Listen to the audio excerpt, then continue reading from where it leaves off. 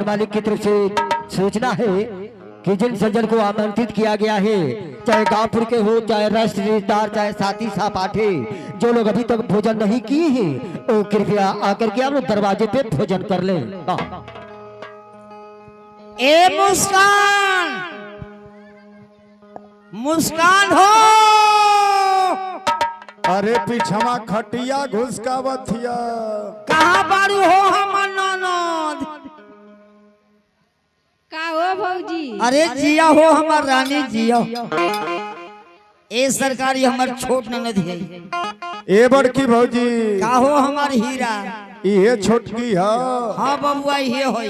अरे तब भग दे सयान हो गई। मैं गईली त लाइन बाबू इनके फिट करके अनफिट कर दिया। ए यानी छोट हो गई है। हाँ तो कायदा छोट हो गई है तो रोज 4 बजे भोर में उठ के सपाटा खींचो। इन्हें आओ तू केवन डॉक्टर हो? अंग्रेजी हो कुहमा पायत कहवा किया कि बहादुर गज का ठंडी डॉक्टर हो।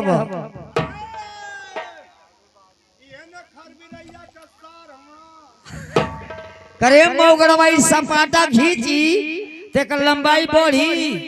हाँ हो लंबैया तो लंबैयो बड़ी और सिनो चौड़ा हो जाए। आज तो मारा बेग था बराबर चौमिन फेंक दबा मौगड़ा कहीं को जाए बुझिया तो बिगड़ तारू। ए शोभा, शोभवा रे गाजीपुरिया। का हरे नानी? का हरे बड़ा चिल्लात है, हम दौड़त आवत है। ए सरकार एक और हम नानी लागी ना, हंसे वाली बात ना हो, लमाहुत लगाव से कर नानी लागी ना। अच्छा चल के सहू नानी लागेली ना। ए नानी सुनानी है कि नैहर गई लिया। और एक गई लली। ए नानी तो तू बोलौली है, तमे यही से दौड़त आवत है। ये बताओ कि नैहर से ठेकुआ ले आई है? ठेकुआ का जमाना गए ले बुझिया। केरल नानी अली बबुआ। अब डिस्को में मोटी मोटी सिंधी बर्फी चलल है। सुनो तू कुछ देवी ना, पहले ही बताओ कि काहे के बोलौली है? ऐसे बोलौली हो काहे के कि ये भोज में तोर मरद आयल हम कि कहां बानो? ए मास्टर साहेब तनी हे कर सुनबा हे कर। हाय बड़ा आज नेवाई कइलो सो कि हमारी मरद के पूछ दे हलस। ए भाई ना पूछी हो मास्टर साहब।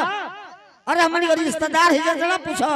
ओहो केतना रिश्तेदारी निभालू हाई गांवपुर का लोग ना देखल। हाई हमारी मरद के पूछतिया। आप लोग को हम ना दीदी लो कि केतना बोलतिया। हम ढेर खुदे ना बोलीला, हमके तो हेकर सहुरावा बोलवावेला, हेकर सहुरावा।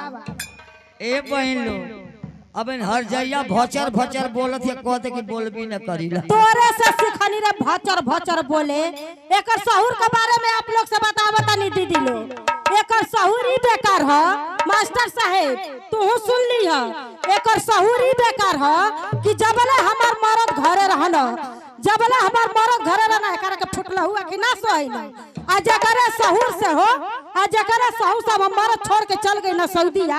हाई बात आई एके कोनो गतरी लाजे ना हो। बताइए सरकार, जीवन मरद है सन मेहरारू छोड़ के चल जा सऊदीया चाहे दुबई, वो कोनो मर्द में गिनती हुई।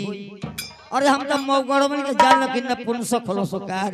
सरकार लोगन से इना लोग से पूछत है तो हमहू सब से पूछत है।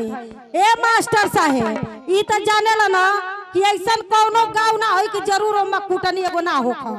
वही में का हाई कुटनी में हरारू ही है कि हमारे एक खटिया का 2 खटिया करा देला, सब मरद के भगा देला। आई बात बतियाते है हरा। अरे हम तबे से सुनत ही तू सब करी मरद के बारे में पूछत है। हमहू तो से पूछत है कि तोर मरद कहाँ रहे न रे? आज ये गांव में हमारी मर्द के देखी आयल हम का हो? हाँ हो नंदोई आयल हम। देखावा देखावा।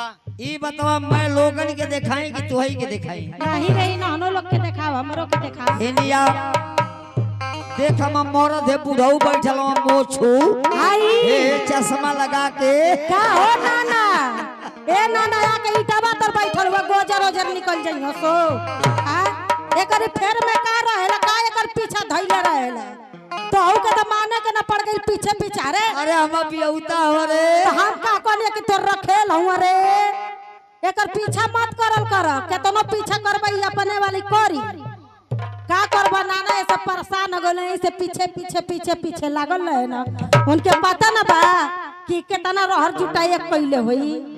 जाने दल ना कि हम मेहररुआ नदी के तीरे किटकिटा खेले ले। आ सुन ले, सुना दे। उनका दांत ना हो। अच्छा यदि दांते कटी हो हाँ तो जनाई की भर दे चुम्मा लेत हम। बा भैया